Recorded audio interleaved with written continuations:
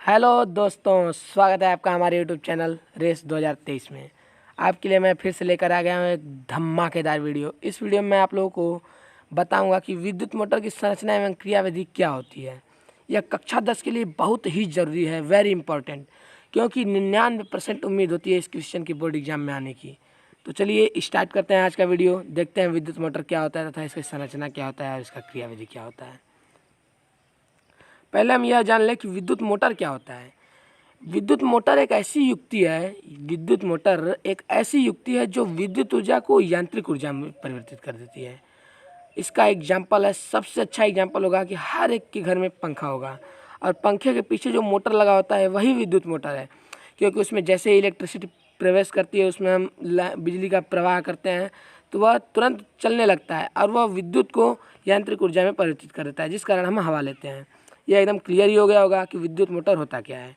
आप लिखेंगे पहले कि विद्युत मोटर एक ऐसी युक्ति है जो विद्युत ऊर्जा को यांत्रिक ऊर्जा में परिवर्तित कर देती है। पहले ये लिख दें कि विद्युत मोटर होता क्या है, फिर आप हेडिंग डालेंगे कि विद्युत मोटर की रचना क्या होती है। अगर आप बोर्ड में लिखेंगे तो ऐसे ही अकॉर्डिंग टू जैसे हम लिखे हैं ऐसे ही आप लिखेंगे, क्योंकि यही एग्जामिनर को अपनी तरफ आकर्षित करता है। आप ऐसे लिखेंगे विद्युत मोटर की रचना क्या होती है। विद्युत मोटर में जो पहला चीज़ होता है वह होता है आर्मेचर। यह एक आयताकार कुंडली होती है जो तांबे की रोधी तार से बनी होती है।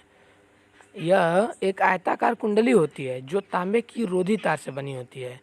कुंडली चुंबकीय क्षेत्र के दो ध्रुवों के बीच इस प्रकार स्थित होती है कि भुजा एक दूसरे के क्षेत्र की दिशा के लंबवत हो। आइए इसको फिगर में देख लेते हैं। आप देख सकते हैं कि यह विद्युत मोटर है। आप देख रहे हैं कि यह विद्युत मोटर है। इसमें यह दो चुंबक हैं, एन तथा एस, जो हैं दिए। यह नॉर्थ और साउथ पोल हैं। यह चुंबक के नॉर्थ और साउथ पोल हैं। इनके बीच यह जो आयताकार स्थित है मेटल, यही है आर्मेचर। यही है आर्मेचर। यह आयताकार तांबे के रोधी तारों से बना हुआ होता है। यह दो स्थायी चुंबकों के बीच चुंबकीय क्षेत्र में स्थित होता है। यह क्लियर हो गया। तो आइए आगे बढ़ते हैं। आर्मेचर क्या होता है एक बार पुनः पढ़ लेते हैं। यह एक आयताकार कुंडली होती है जो तांबे की रोधी तार से बनी होती है। कुंडली चुंबकीय क्षेत्र के दो ध्रुवों के बीच इस प्रकार स्थित होती है कि भुजा एक दूसरे के क्षेत्र की दिशा के लंबवत हो। यह आप देख चुके हैं फिगर में। तो आइए आगे बढ़ते हैं। स्थायी चुंबकीय। आर्मेचर कुंडली एक प्रबल चुंबक के दो ध्रुव अर्थात दो ध्रुवों उत्तर और दक्षिण के बीच स्थित है। चुंबक एक प्रबल चुंबकीय क्षेत्र उपलब्ध करवाता है। आप देख सकते हैं इसको भी फिगर में। यह नॉर्थ पोल और साउथ पोल है और नॉर्थ पोल साउथ पोल इतने शक्तिशाली चुंबक हैं कि यह अपने बीच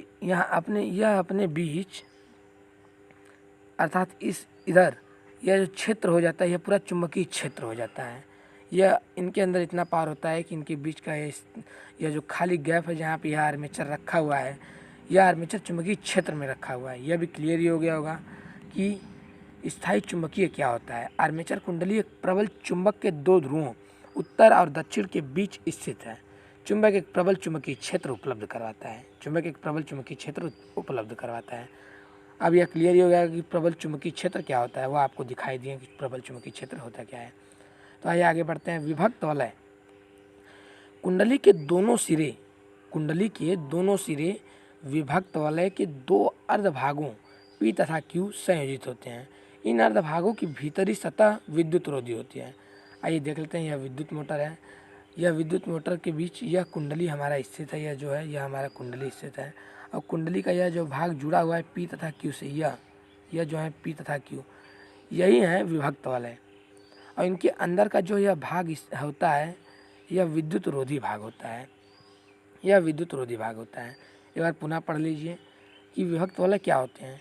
कुंडली के दोनों सिरे विभक्त वलय के दो अर्धभागों पी तथा क्यू संयोजित होते हैं। देख लिए आप, पी तथा क्यू से संयोजित है कुंडली के भाग संयोजित होते हैं। इन अर्धभागों की भीतरी सतह विद्युत होती है अर्थात विभक्त वलय के अंदर के जो भाग होते हैं वह विद्युत रोधी होते हैं।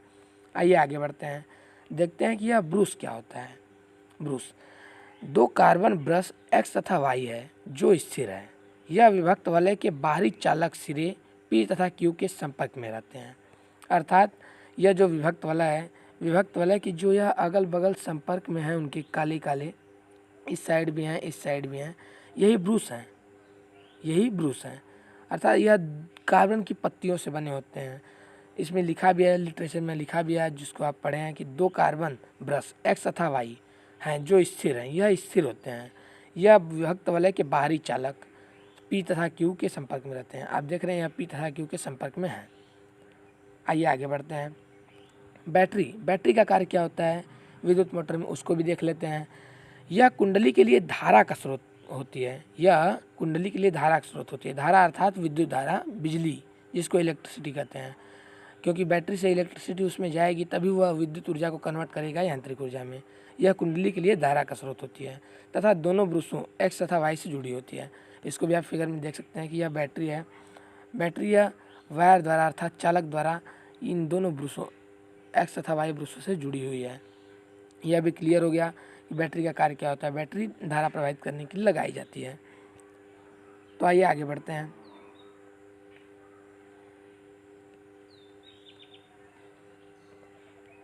देखते हैं कि यह विद्युत मोटर का सिद्धांत क्या है।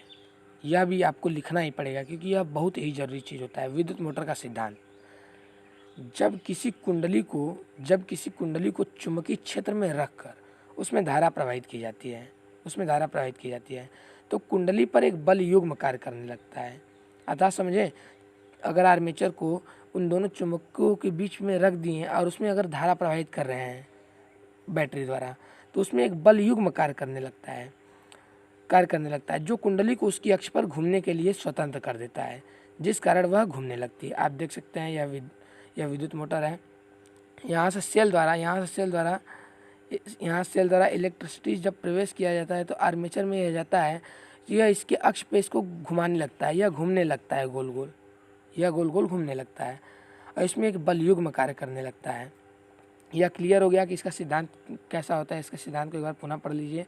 जब किसी कुंडली को चुंबकीय क्षेत्र में रखकर उसमें धारा प्रवाहित की जाती है तो कुंडली पर एक बल युग्म कार्य करने लगता है जो कुंडली को उसकी अक्ष पर घूमने के लिए स्वतंत्र कर देता है, जिस कारण वह घूमने लगती है। यह क्लियर हो गया। आइए देखते हैं कि इसकी क्रियाविधि क्या होती है, कैसे कैसे कार्य करता है विद्युत मोटर की कार्यविधि क्या है। आइए देखते हैं। वही चीज़ है, बस सिद्धांत को ही इसके क्रियाविधि में लिखा जाता है, बस उसको थोड़ा मॉडिफाई कर देते हैं जिससे कि एग्जामिनर आपकी तरफ और आकर्षित होगा और आपको यह जो क्वेश्चन दिया रहेगा इसमें फुल मार्क्स देगा। तो आइए देखते हैं कि विद्युत मोटर की क्रियाविधि क्या होती है। जब बैटरी से कुंडली में विद्युत धारा प्रवाहित करते हैं, कुंडली में अर्थात आर्मेचर में विद्युत धारा जब प्रवाहित करते हैं तो फ्लेमिंग के बाएं हाथ का नियम आप पढ़े ही होंगे। फ्लेमिंग के बाएं हाथ के नियम से कुंडली की भुजाओं AB तथा CD पर बराबर परंतु विपरीत दिशा में 2 बल कार्य करने लगते हैं। यह बल एक बल युग्म बनाते हैं जिसके कारण कुंडली दक्षिणावर्त दिशा में घूमने लगती है। विभक्त वलयों की सहायता से धारा की दिशा इस प्रकार रखी जाती है कि कुंडली पर बल लगाकर एक ही दिशा में कार्य करें, अर्थात कुंडली एक दिशा में घूमते रहे। तो धन्यवाद दोस्तों।